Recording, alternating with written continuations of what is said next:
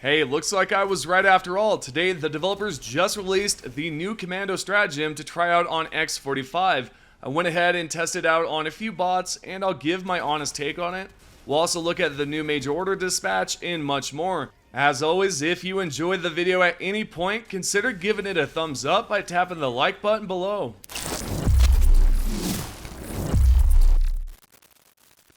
The new MLS 4X Commando Stratagem is now available to try out exclusively on the X45 planet, which has been taken over again, and we must liberate it once more. But besides that, is the Commando worth picking up? I think this is a great question to answer, so let's go ahead and find out.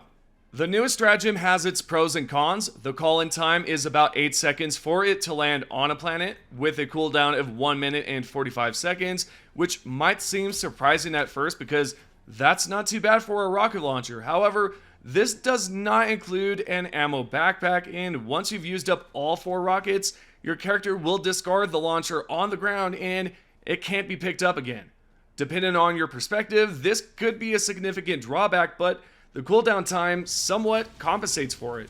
The weapon's effectiveness against bots is quite good. You can take down a Hulk with 3 shots or less, depending on how weak the Hulk is, although the Commando may struggle against gunships. Personally, I wasn't a big fan of this because I felt like there were better stratagems for dealing with gunships.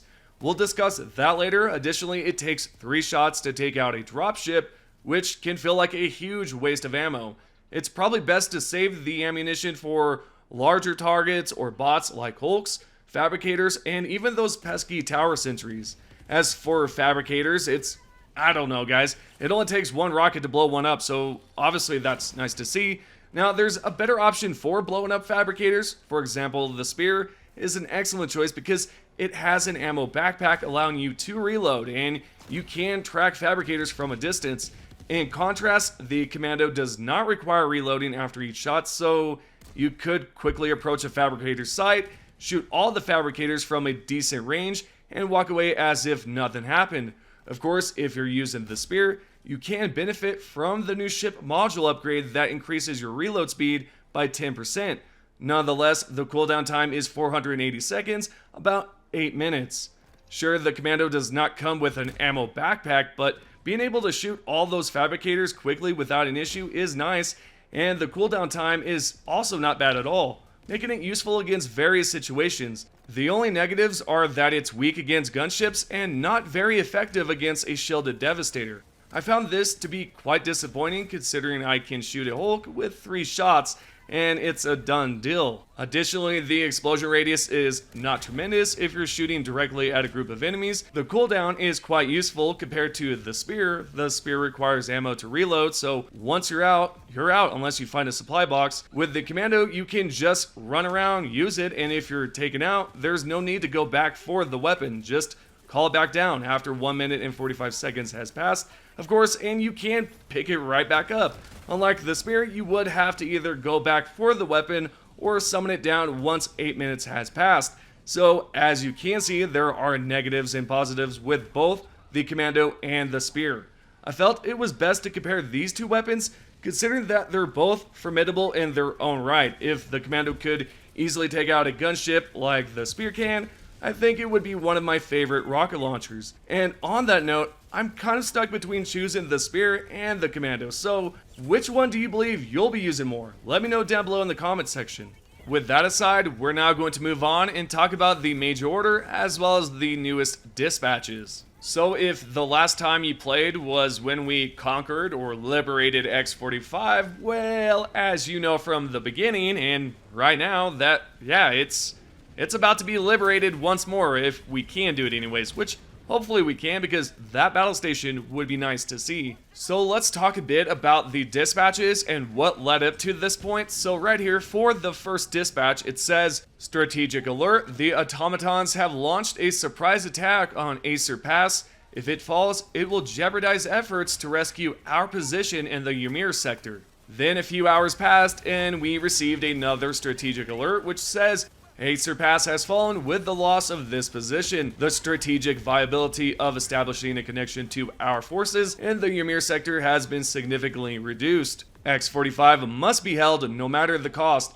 Even if the planet cannot be saved, the battle station plans must be secured. The Helldivers are ordered to fight to the last soldier. Yeah, guys, okay, so we have to go at it again. We have to liberate X-45, but it does say that even if the planet cannot be saved, the battle station plans must be secured. And last but not least, we do have one more strategic update that says excavations of the Advanced Weapon Lab on X-45 have recovered an intact cache of a lost support weapon from the First Galactic War, the MLS-4X Commando rocket launcher. These weapons will be immediately put to use in defense of the planet. All operations in defense of X-45 will be augmented with the MLS-4X Commando until the end of the current order. So there you go. This right here is the latest strategic update, and honestly, things are about to get pretty hectic here, because if we cannot secure this or secure the battle station plans, then ultimately we have failed, and that will suck. And if it does happen, which I hate using the if word, if it does happen, will we still be able to retrieve the new Commando Stratagem? That's my question, and hopefully so, because I would like to use it some more just to kind of try it out on the bug planets, if I could talk, try it out on the Terminated planets, and see how it goes. Next, I do want to bring up some images, some concept art that was during the Helldivers 2 creation, you know, when they were trying to figure out what they were doing, or I should have said development, creation, development, either or, tomato, tomato. Basically, what's going on here is that we have Lucas Ostrom, which he did a bunch of artwork, a bunch of concept art for Helldivers 2, and they basically, you know, conversated and tried to figure out what they were going to use. And this right here is one of the images. These are some of the armors that were created, not in-game, but just concept armor. Now, even though it is concept armor, and we may never see these armors in-game ever, because, again, it's concept armor, I think it would be nice to see Arrowhead go back and take a look at some of the art and see if they can choose one of these pieces and throw it in-game, like create the actual armor. My vote is for the wolf armor, but of course, just letting you guys know, this, of course, is only concept armor. This is not leaked, this is not data mined, this is coming straight from the artist. If you guys would like to check out his art, I definitely recommend it. He does a great job, and just hopefully you guys, you know, check out his work and give him the recognition. With that aside, this is your Helldivers 2 news. Here's your top 3 comments. First one comes from Dark Foxes. Quick note for the orbital flare boys. You shouldn't forget that in the first game, there were planets that had natural even solar eclipse, which made plunge the map in complete darkness. The only light source are your flashlights, so the flare being in the works suggests the planetary event is possibly coming. The second comment is by Caesarian5270. If the flare can attract the attention of enemies, it might be very viable for stealth builds, especially with automatons.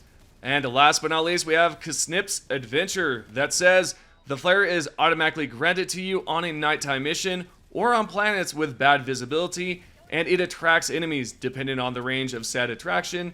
This might revolutionize stealth, and I'm all for it. There's your top 3 comments. If you would like to be featured in the next video, all you have to do is comment down below, and you might be chosen. With that being said, hope you guys have enjoyed the channel. Comment down below, let me know what you think about everything that we've went over today, and thank you guys for watching this video, and I'll see you guys in the next one.